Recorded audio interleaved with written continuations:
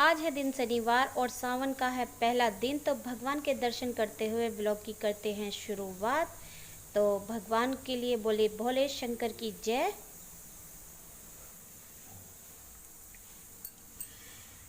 यहाँ कान्हा जी बैठे हैं श्रावण मास के लिए। ग्रीन कपड़े, सावन में बोलते हैं ना हरे कपड़े ज़्यादा सुंदर लगते हैं, तो कान्हा जी यहाँ पर ग्रीन ग्रीन होकर बैठे हैं, ग्रीन कलर के कपड़े पहन कर के। और ये यहाँ पे जल रखा हुआ है इनके लिए, और जो जल चुकी है, दिया जल चुका है। और तो करिए कान्हा जी सभी व्यूवर्स के लिए, बोलिए सभी राधे राधे। हेलो जी, तो कैसे हैं आप सब लोग। आशा करती हूँ कि आप सब अच्छे और मज़े में होंगे। तो मैं लक्ष्मी त्यागी स्वागत करती हूँ आपका अपने YouTube चैनल जो है लक्ष्मी त्यागी सिहानी वाली। तो आइए चलिए मिलते हैं वीडियो पर। तो जैसा कि आज है दिन शनिवार और है आज सावन का पहला दिन। आज से सावन शुरू हो चुका है, तो आज सब लोगों की मंदिर पे भीड़ लगी हुई है। तो आप लोग भी शिव भगवान को, सावन में शिव भगवान की पूजा होती है और सावन में तो बहुत सारे त्यौहार होते हैं, तो आज से ही उन त्यौहारों की शुरुआत हो जाती है। तो चलो सावन को एंजॉय करते हैं। तो आज सावन का है पहला दिन और इसी पहले दिन के साथ शुरुआत करते हैं लेकर शिव शंभू का नाम, बल बल हर हर महादेव। तो चलिए चलते हैं वीडियो पर। हाँ जी, तो दिन की शुरुआत कुछ ऐसे हो रही है कि मैं सुबह को उठने के बाद में करीब दिन के 9 बजे थे यहाँ पर। और मतलब उठ तो मैं काफ़ी देर पहले गई थी। तो पहले मुझे होता है गैयों को नहलाना, गैयों को पानी पिलाना वगैरह, गैयों का चारा वगैरह तो इसके पापा या बच्चों के पापा या बेटा कर देता है। लेकिन मैंने कहा कि कुछ काम मुझे भी कर लेना चाहिए अपने गैयों के साथ में, उनकी सेवाएं। ज़्यादातर वैसे मैं गैयों के पास में ही रहती हूँ, लेकिन काम ज़्यादातर मेरे पति और मेरे बेटा ही करता है। तो यहाँ मैं गैयों को नहला रही थी, दोनों गैयों को। लाइट आ गई थी तो वो थे नहीं यहाँ पे, तो मैंने सोचा कि इन दोनों को नहला दिया जाए। नहला रही थी तो यहाँ पर ये देखिए नहा रही हैं, ये बहुत अच्छे से नहा रही हैं। और गर्मी बहुत ज़्यादा हो रही है भाई, जैसे कि हमें बार बार नहाने की ज़रूरत होती है, तो ऐसे ही गैया वो हमारी नहाती हैं। तो फिर इसके साथ साथ में मैंने ना ये इनके जो नीचे गंदगी रहती है, क्योंकि अभी इनके नीचे सफाई भी रखनी बहुत ज़रूरी है। जानवरों के लिए भी उतनी ही सफाई ज़रूरी है जितनी कि इंसानों के लिए ज़रूरी होती है। तो मैंने ना यहाँ पे गोबर और इनकी मतलब टॉयलेट वगैरह ज़्यादा हो जाता है, तो उसको मैं पाइप से धुल करके साफ़ कर देती हूँ, जिससे कि आराम से नहा धो करके बैठी जाएं और तो साफ़ रहे पूरे दिन। तो मैं यहाँ पर इसको धुल करके साफ़ कर रही थी। तो फ्रेंड्स, मैं बताना चाहती हूँ कि गांव में ना बहुत काम होते हैं। अगर देखा जाए तो कुछ भी काम नहीं है, और देखा जाए तो पूरे दिन बहुत काम होते हैं। तो ये मैंने यहाँ पर इसका पूरा धुल दिया था, ये इस तरीके से। आप लोग कहेंगे कि पानी की वेस्टेज हो रही है, तो थोड़ा ये बहुत मैंने स्लो करके चला रखा है। आपको लग रहा है कि यहाँ पर पानी ज़्यादा तेज़ हो रहा है, तो मैंने इसको यहाँ पे सफाई की है। और यहाँ पर देखिए मैं इसको छोटी वाली को नहला रही थी, तो ये पानी से ना बहुत ज़्यादा डरती है। ये तो पानी की तरफ को अगर मैं देखने लग जाए ना, तो बस इसको तो इतना डर लगता है नहाने के लिए। और फिर जब एक बार नहलाने लग जाते हैं ना, तो फिर ये नहाती रहती है, बहुत अच्छे से नहाती है फिर।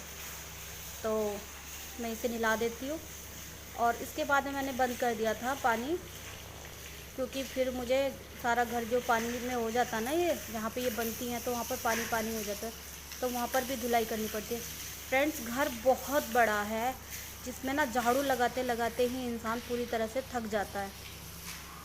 अगर आपको खाली एक झाड़ू मतलब कि झाड़ू कटका।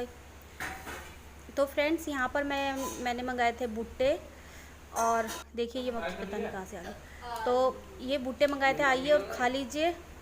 पता नहीं बरसात के मौसम में कितना ही बचा है ना, तो फिर भी ये इधर उधर से आ ही जाती है। मैं फ़ोटो ले रही थी, मैं बाहर बैठ। और यहाँ पर मैं ना फ्रेंड्स सुबह का टाइम हो गया था, तो जैसे सुबह सुबह उठते हैं ना, तो फिर जो चूल्हा काला होता है तो उसकी राख उठा करके साफ़ कर करके मैं इसके अंदर मिट्टी और गाय के गोबर से इसमें पोता लगा रही थी, क्योंकि बोलते हैं कि गाय का गोबर बहुत ही ज़्यादा शुद्ध माना जाता है। गाय की हर चीज़, गायों का घर में वास रखना बहुत ही ज़्यादा शुद्ध माना जाता है, और मैं तो समझती हूँ कि गाय की सेवा करना मेरे लिए जीवन में बहुत ज़्यादा अच्छा है। तो साथ साथ में मैं यहाँ पर पता नहीं क्यों कहते हैं ना, सावन के अंधे को हरा ही हरा दिखता है, तो मेरे यहाँ पे ग्रीनरी थी, तो मैं इसको देख रही थी, बहुत प्यारी लग रही। और मैं यहाँ पर पोता लगा रही थी अपने चूल्हे में, क्योंकि कहते हैं कि गंदे चूल्हे में कभी भी खाना नहीं बनाना चाहिए। अगर हम गंदे चूल्हे में खाना बनाते हैं ना, तो घर की सह बरकत चली जाती है और घर में दुख और दरिद्रता आती है। तो इसलिए सबसे पहले चूल्हे को हम साफ़ करते हैं, और जहाँ पर हम खाना बनाते हैं, ये तो होता ही है, सब साफ़ सफाई तो होनी चाहिए। कहते हैं कि अगर हम मिट्टी के चूल्हे पे खाना बनाते हैं तो यहाँ पर साक्षात सीता मैया विराजमान होती हैं, जो कि अपनी रसोई में खाने को बिल्कुल साफ़ सफाई से और बिल्कुल अच्छे से बनाती हैं। तो मैं यहाँ पर ना ये पौधे रख रखे थे ना इधर पे, तो पौधे अगर रखती हूँ तो गमले से पानी रिसता रहता है, तो मैं इस चीज़ को वहाँ से मैंने गमले हटा दिए थे, क्योंकि मैं ज़्यादातर यूज़ कम करती हूँ चूल्हे को। और तो फिर मैंने आज सोचा कि आज चलो चूल्हे पर खाना बनाया जाए। तो ये बारिश की वजह से चूल्हे की मिट्टी थोड़ी उतर गई थी। मेरा चूल्हा ऐसा नहीं था कि मैंने खाना बना करके छोड़ा हुआ हो, तो मैंने लेकिन उस पर पहले पोता लगाया है और फिर साइड में उसके सारे में पोछा लगा करके साफ़ किया है।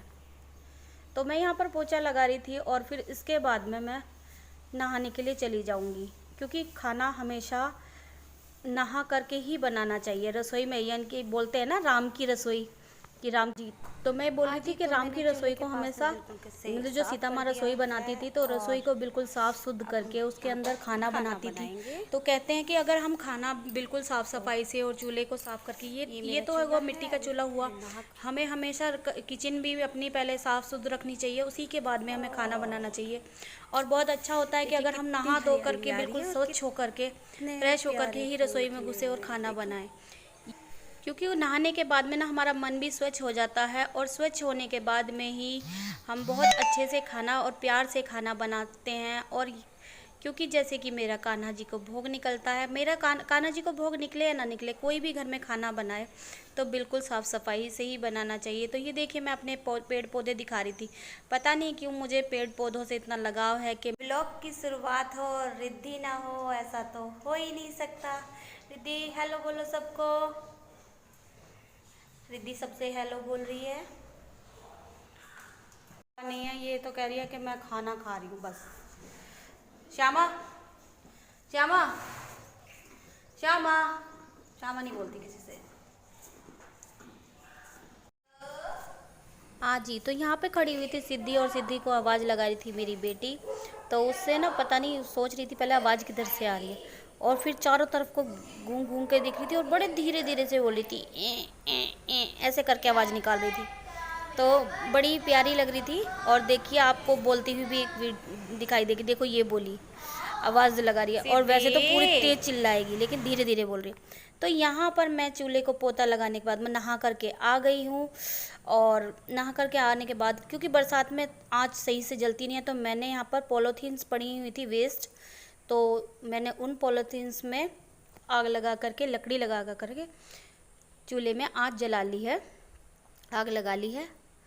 और अब एक बार जल जाएगी ना सही से तो फिर बढ़िया हो जाएगी, लेकिन बरसात के मौसम में ना आँच सही से जलती नहीं है। और तो यहाँ पे मेरी आग जल गई थी सही। तो देखिए चूल्हे में कितनी मस्त आग जली हुई है, और यहाँ उबल रहे हैं मेरे आलू में रखे हैं। कुकर मेरा पुराना है, ये चूल्हे पे ही चलता है, तो इसीलिए इसको इग्नोर कीजिएगा, क्योंकि ये कम से कम 15 साल पुराना कुकर है, जो कि चूल्हे पे ही चलता है, और गैस का चलने वाला चूल्हा वो अलग है। तो जब तक हो रहे हैं मेरे आलू उबल रहे हैं, तब तक मैं आटा छाना था और आटा फिर गूँथ रही हूँ। आटा गूँथने के बाद मैं तब तक के आटा लगा करके रख लूँगी। और यहाँ मेरा थोड़ा सा आटा थोड़ा गीला हो गया था, थोड़ा आटा मैंने और मिला करके आटा लगा करके रख दिया है। थोड़ी देर आटे को रेस्ट करने दूंगी, और यहाँ मैं हाथ धो करके अपने साफ़ कर लूँगी और चीज़ें मैं। फिर मैंने यहाँ पर सब्ज़ी के लिए टमाटर काट ली थी और कुछ हरी मिर्चें मैंने उसके लिए काट ली थी। 2 टमाटर काटे थे मैंने और छोटी छोटी सी थी हरी मिर्चें, तो 4 हरी मिर्चें थी, ये मैंने काट ली थी क्योंकि मुझे सब्ज़ी में हरी मिर्चें ज़्यादा अच्छी लगती हैं। और देखिए यहाँ पर मेरे आलू और टमाटर कटे रखे हैं, तो मैंने यहाँ पर कुकर के चढ़ा दिया है। कुकर के अंदर तेल डाला और जीरा, कड़ी पत्ता, टमाटर को भुनने दिया है और इसके साथ में ही मैंने तो सारे मसाले डाल दिए हैं। ये तो मैं क्विक रिकैप आपको बताती हूँ क्योंकि मैं सब्ज़ी तो आप जैसे सभी बनाते होंगे ऐसे ही सभी बनाते हैं। और यहाँ पे मैंने डाल दिए आलू और इसको मैं भून रही थी। तो यहाँ मेरी सब्ज़ी बन करके तो यहाँ पर मेरी सब्ज़ी बन करके तैयार होने वाली है। अब मैं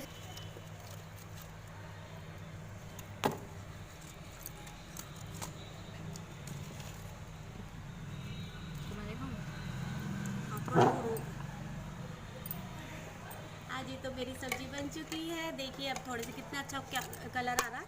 आलू टमाटर का ही है। इसमें मैंने आलू टमाटर ही बनाया है, मैंने कोई रेसिपी नहीं बनाई क्योंकि मैं आपको पहले अपनी एक वीडियो में आलू टमाटर बनाने की अपनी वाली रेसिपी दिखा चुकी हूँ। बहुत सिंपल सी सब्ज़ी बनाती हूँ, कोई ऐसी नहीं बनाती। तो ये मेरी चूल्हे पर आलू की सब्ज़ी की रेसिपी है जो सिर्फ क्विक रिकैप में मैंने आपको दिखाई है। ठीक है। तो जी यहाँ पर मेरी सब्ज़ी ना उबाल ले रही थी, तो तब तक कि मैंने अपना आटा जो मैंने 10 मिनट के लिए लगा करके रखा था उसमें थोड़ा सा नमक डाला। नमक डालने के बाद में वो करके रख दिया और इसमें मैंने थोड़ा सा आटा है जो पलोथन यानी कि रोटियों को लगाने के लिए रखते हैं वो रखा है। और मैं अब मैं यहाँ पर रोटियाँ बना रही हूँ, तो आइए फ्रेंड्स और खा लीजिए। तो जैसा कि मैंने आपको पहले भी बताया कि गांव में काम बहुत होते हैं, तो जब तक अगर मैं बहुत सारे ही काम आपको गिनवाऊंगी तो पता नहीं वीडियो कितनी लंबी हो जाएगी। और तो देखिए मैं यहाँ पर रोटियाँ बना रही थी और कहते हैं अगर रोटी मुड़ जाए तो कोई आता है, और पता नहीं क्यों मेरी रोटी देखिए वहाँ पर मुड़ रही है थोड़ी सी, तो ऐसा लग रहा है कि शायद कोई आएगा। तो मैं यहाँ एक के बाद एक रोटी बना रही थी। पता है इस पे चूल्हे पे बनाने का क्या फ़ायदा होता है कि हम एक साथ में 3-4 रोटियाँ एक साथ बना लेते हैं।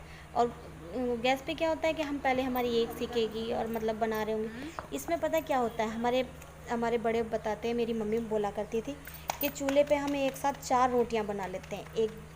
एक तवे पे होती है, एक घई में होती है। घई मतलब कि जहाँ पे हम सेकते हैं रोटी, जहाँ पर मैं ये अभी सेकूंगी। मैं घी बना रही हूँ यहाँ पर, अभी पहली रोटी सीखी डाली है तो इसकी वजह से अब मैं ये साइड में यहाँ पर इसे बोलते हैं घी, चूल्हे की घी में, यानी कि एक तवे पर, एक घी पे और एक चकले पर और एक हाथ में। तो हमारी 4 रोटियाँ एक साथ तैयार होती हैं। तो यहाँ पर मेरी आग बहुत ज़्यादा तेज़ हो रही थी और ये वाला तवा थोड़ा हल्का हो। हाँ जी, तो आ जाइए आप सभी भी चूल्हे की गर्मा गर्म रोटियाँ खाने के लिए। आलू टमाटर सब्जी और फुलके चूल्हे पे बने हुए।